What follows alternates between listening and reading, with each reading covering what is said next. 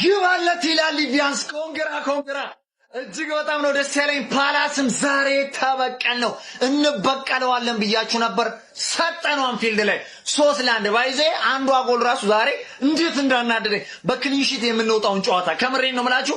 ስለ ጨዋታው ትንተና በኋላ መለሳለሁ። ፋሚሊ እጅግ በጣም ነው ደስ ያለኝ። ኮንግራ ፋሚሊ ኮንግራ። ይሄን ጨዋታ ስላሸነፍን ነው ምንም የማይመስለኝ እንጂ ያደደብ ድንጋይ ራስ ማለት ነው።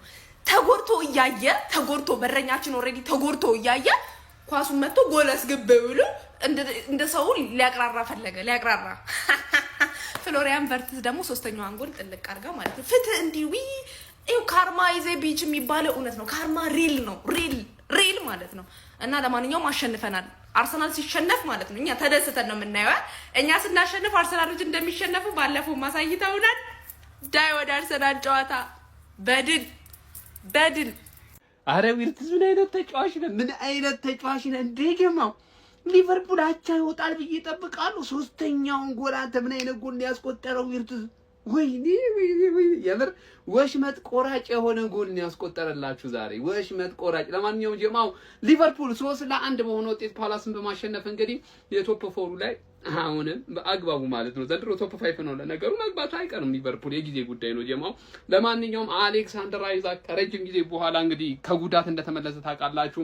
የፕሪሚየር ሊግ ጎል ማስቆጠር ችሏል። የመጀመሪያውን ጎል ማስቆጠር የቻለው እሱ ነው። በእርግጥ ሰከንድ ሃፍ ላይ ትንሽ ጫና የበዛበት ቲም ተመልክተናል ጀማው። 2-0 ከመራ በኋላ እንግዲህ 2-1 መሆን የቻሉበትን ጎል 71ኛው ደቂቃ ላይ ማስተናገር ችለው ነበር። ሊቨርፑሎች እጅግ ጫና እየበዛባቸው እየሄዱ ነበር። በጨዋታው ላይ ከበባድ ኳስ ነው የተሳተላቸው።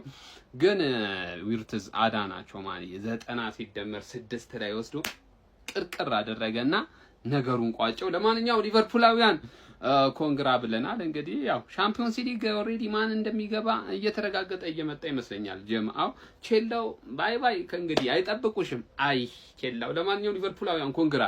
ሌትስ ጎ ሊቨርፑል ግባ። በመጨረሻም ይሄንን ገጣባ ቡድን አሸነፉ። ከ3 ጨዋታዎች በኋላ 4 ጊዜ ከክሪስታል ፓላስ ጋር ተገናኝተን በዚህ ሲዝን በ3ቱ አሸነፈውናል። ሲዝናችንን የነጀቱን ሁላ እነሱ እኮ ናቸው። የመጀመሪያ ጨዋታችን ላይ ኮሚኒቲ ሺልድ ላይ በመጨረሻ ያሸነፍናቸው እንደ ቡድን አሪፍ ነበርን። አሪፍ ተንቀሳቅሰዋል። ለአሌክሳንደር ኢሳቅ ለቀጣይ ዘመናት ለእግር ኳስ ህይወቱ በሊቨርፑል አስፈላጊውን አግብቷል። ከጉዳት ከተመለሰ በኋላ አሪፍ የተንቀሳቀሰ ነበር። አሁን ደግሞ በጎል አጅቦታል። ሮበርትሰንም እንግዲህ የመሸኛ የሆነችውን ጎል ያስቆጠረ ይመስለኛል ነበር። ፍሎሪያን ቪልስን በሚገርም ሁኔታ የሚገርም ጎል አስቆጥራለች። ቻምፒየንስ ሊግ ቦታችን እንግዲህ ትንሽ የሚደብር የነበረው እንግዲህ የሞሐመድ ሳላ ጉዳት ነው። ሞሐመድ ሳላ ተጎድቶ ከሜዳ ወጥቷል። የጡንቻ መሳሳብ ነው፣ ሃምስትሪንግ። እንደዚህ አይነት ጉዳቶች ደግሞ 1-4-5 ሳምንታት ከሜዳ ያርቃሉ። ሞሐመድ ሳላን ለመጨረሻ ጊዜ በሊቨርፑል ማሊያ አይተለውን ሊሆን ይችላል፣ ሊመለስም ይችላል፣ አናቅም። ግን አሁን ባለበት ሁኔታ ሞሐመድ ሳላ ለመጨረሻ ጊዜ ያየ ነው ይመስለኛል። ሃምስትሪንግ እንግዲህ እንዳልኳችሁ ይቆያል 1-4 ሳምንት 5 ሳምንትም ሊሆን ይችላል። ግን የመጨረሻ ቀን ላይ መጥቶ ሊሰናበት ይችላል። ነገር ግን በሊቨርፑል ማሊያ እየተጫወተ ለመጨረሻ ጊዜ ያየ ነው ይመስለኛል። በጣም የሚደብር ነገር ነው፣ ልብ ስብራት ነው ለኛ። ሊቨርፑል የቀረበው 4 ጨዋታ ነበር ፕሪሚየር ሊግ ላይ። እሱን ጨዋታዎች ተጫውቶ ሜዳ ላይ ብንሸኘው ደስ ይለኝ ነበረ። ከዛ ውጪ አሪፍ ተንቀሳቅሰናለች። ቻምፒየንስ ሊግ ቦታችን እንግዲህ እያረጋገጥን ያለን ይመስለኛል። ከቻምፒየንስ ሊግ ንቅንቅ ያደረገን የለም። 4ኛ የኛ ናት ብያ አራራራራራ የሼባ ስሪፒስ አማነሻ እንዴ የጡረታ መውጫ ጊዜ ሲደርስ 3 ጎል ታገባለህ። ይሄማ ሊቨርፑል አይደለም፣ የምሬን ነው ሊቨርፑል አይደለም። ግን ከኔ ጋር ተያይዘ ቻምፒየንስ ሊግ ስለገባ እንኳን ደስ አለ። ዶሮ አቶ ተናም እኮ ልትወርድ ነው። አረ ወረደች። ሰማውን ማለት ነው።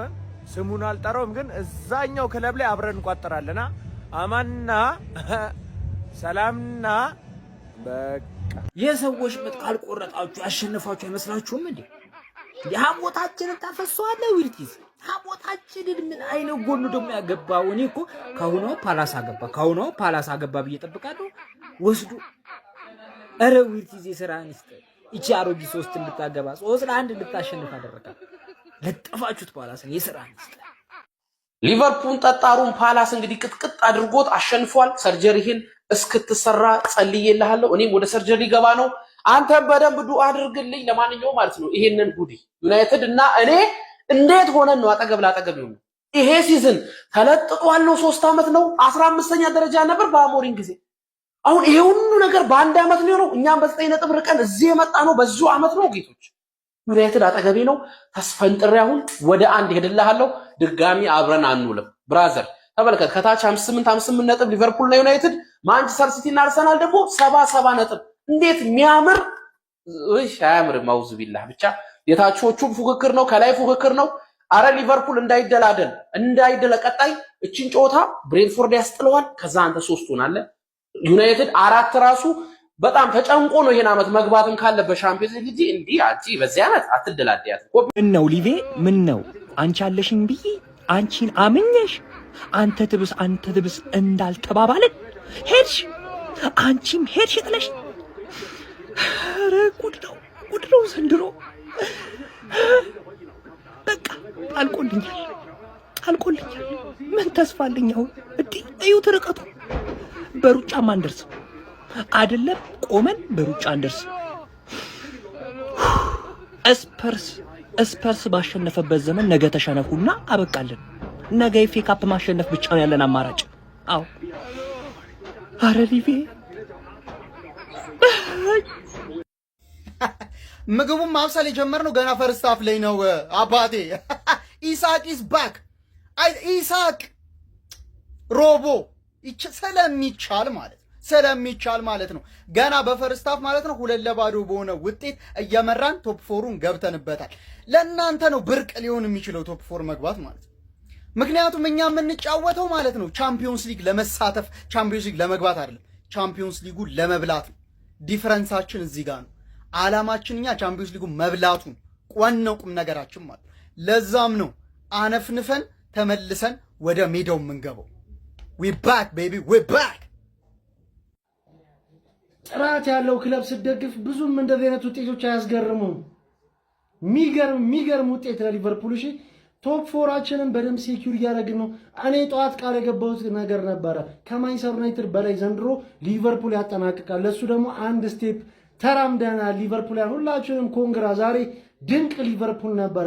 በመጀመሪያ ይሄንን ሰው አጨብጭበን እንጀምር።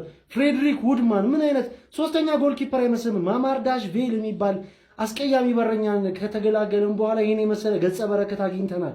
ለኔ ማማርዳሽቪሊ ለሊቨርፑል ይመጥናል ብዬ ማላስበው። ፍሬድሪክ ውድማን ግን እርጋታው፣ ሴቮቹ ዛሬ እንዳያችሁት ነበረ።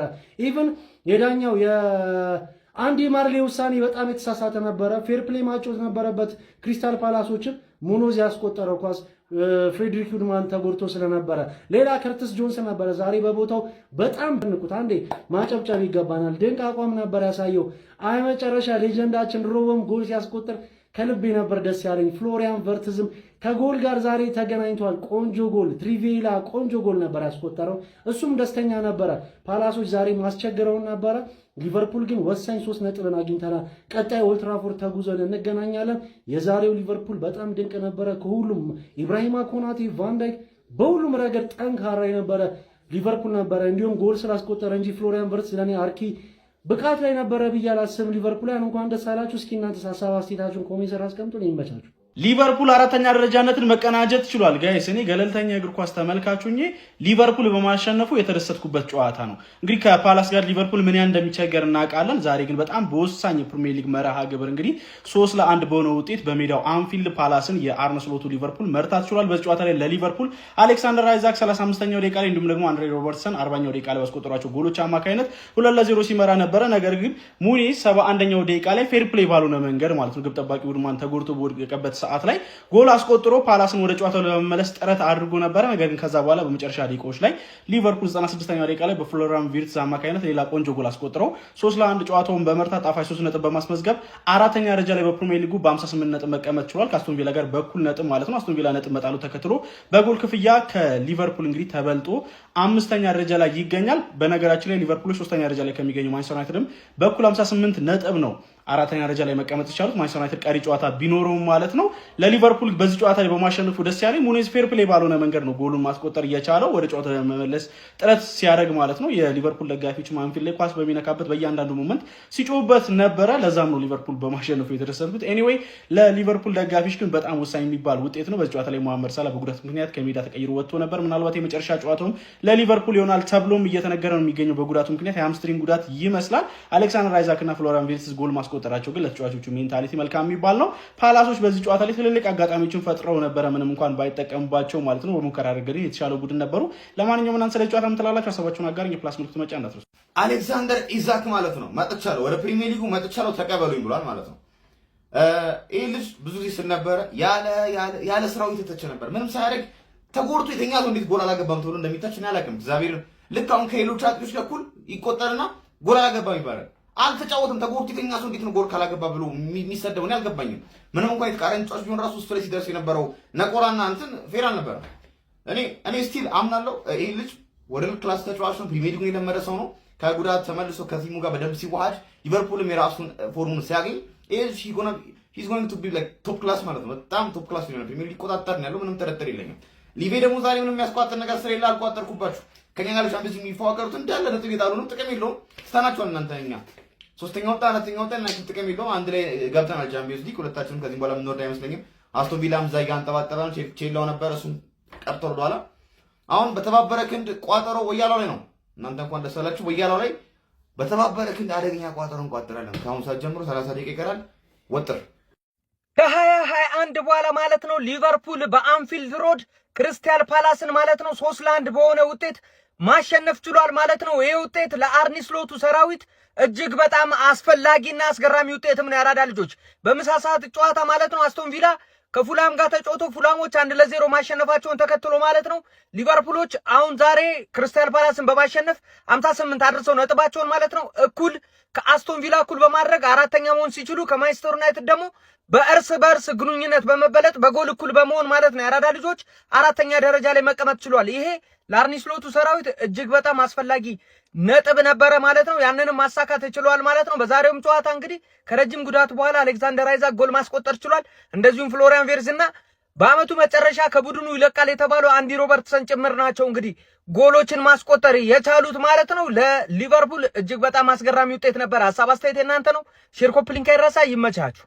እጅግ አስገራሚ የነበረው ሊቨርፑል ክሪስታል ፓላስን በአንፊልድ አስተናግዶ 3-1 ባሸነፈበት እጅግ ትልቅ ድል ላይ አነጋጋሪ የነበረው የክሪስታል ፓላሱ የሙኖዝ ጎል ያስቆጠረበት ሁኔታና የሊቨርፑል ደጋፊዎች ምላሽና ቁጣ በዚህ በምትመለከቱት ነበረ። እንግዲህ ሊቨርፑል 2-0 ጨዋታውን በሮበርትሰንና በአይዛክ 2 ጎሎች የመጀመሪያውን አጋማሽ አጠናቀው ሁለተኛው አጋማሽ ክሪስታል ፓላሶች ተጭነው ጎሎች ለማስቆጠር በሚሞክሩበት ሰዓት 71ኛው ደቂቃ ላይ የዕለቱ ግብ ጠባቂ የነበረው የሊቨርፑል ግብ ጠባቂ ውድማን ጉዳት አስተናግዶ በወደቀበት ሰዓት የክሪስታል ፓላሱ የቀኝ ተመላላሽ ሙኖዝ ግብ ጠባቂ ወድቆ ሳለ ጎሉን በማስቆጠሩ የሊቨርፑል ደጋፊዎች በቁጣ እንግዲህ ኳስ ሲወረውሩበት ታይቷል። ጎሉን ካስቆጠረ በኋላ የእጅ ለመወርወር በሚሞክርበት ሰዓት የያዙትን ኳስ ከጀርባ ሲወረውሩበት ታይቷል። ይህም የሊቨርፑል የአንፊልድ ደጋፊዎች ተግባር በርካቶችን አስገርሟል። ታዲያ በዚህ ትዕይንት የታጀበው የአንፊልድ የክሪስታል ፓላስና የሊቨርፑል ጨዋታ ሊቨርፑል የቻምፒየንስ ሊግ ቦታን ለማግኘት በሚያደርገው ብርቱ ፉክክር ላይ እጅግ ወሳኝ የተባለ ሙሉ 3 ነጥብ ማሳካት ችሏል። ጎሎችንም እንግዲህ አይዛክ ሮበርትሰን እና ፍሎሪያን ቪርትዝ በመጨረሻው ደቂቃ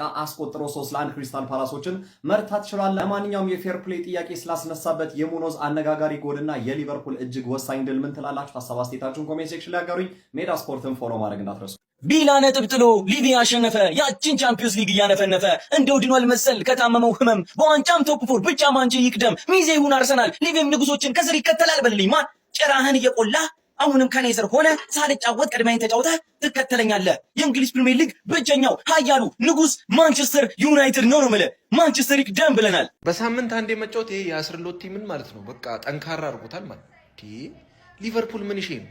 ሁለተኛ ተደጋጋሚ የፕሪሚየር ሊግ ማሸነፊያሽ እኮ ውጤት እኮ ነው ይሄ እትሿል እያሸነፍሽ እኮ ነው ታውቆሻል። እኔ ላይ እኮ እየደረስሽ ነው። አፍንጫዬ ላይ ደርሰሻል። ኦልሞስት በጎል ነው የምንበላለጠው በጎል ማለት ነው። እኔ ቀጣይ ሰኞ ዕለት ማለት ነው ቻምፒየንስ ሊግ አለብኝ ብሬንትፎርድን ለጥፌ ኦልሞስት ቶፕ 3 አረጋግጣለሁ ማለት ነው። አንቺ እያሸነፍሽ አንተ የደከመው ያስርሎት በቃ አልተቻለም። አሁን ክፉ በዚህ ጨዋታ ክፉ ነገሩ ምንድነው? የሳላ ጉዳት። ሌላው ጥሩ ኢዛቅም አግብቷል። ማሻአላ ማሻአላ